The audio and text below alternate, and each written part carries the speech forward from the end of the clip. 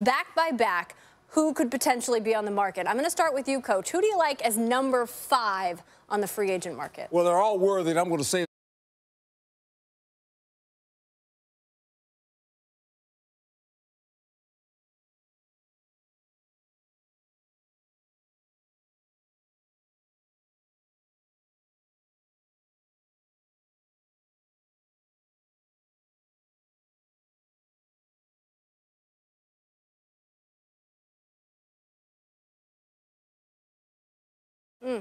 He is a guy who finished 3rd in the 2012 Defensive Rookie of the Year voting. 6 picks on the season. Where do you see him, Ryan? So I do like him, and I'm very familiar with the things that he could do, Coach.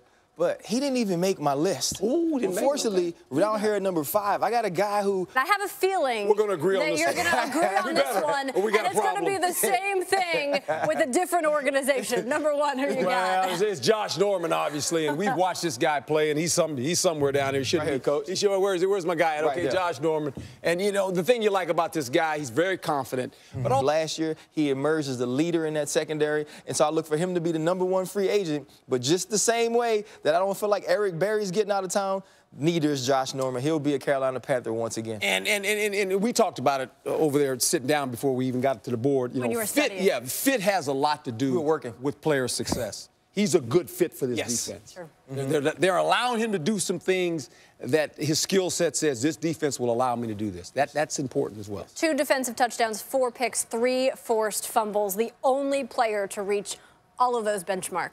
You cover such a wide range of topics.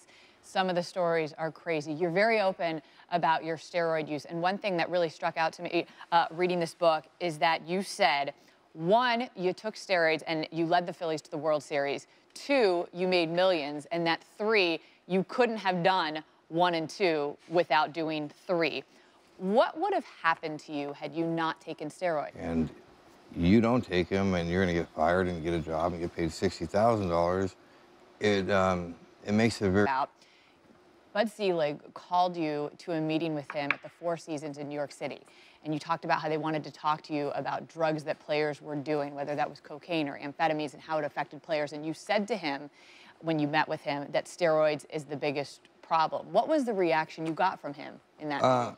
Well, how I roll, you know, I go big or I go home. Well, that's clearly in the book. And speaking of going big or going home, when you were done playing, you got involved in the stock market, you bought a private jet, you had millions and millions of dollars, and you talked about you were addicted to money.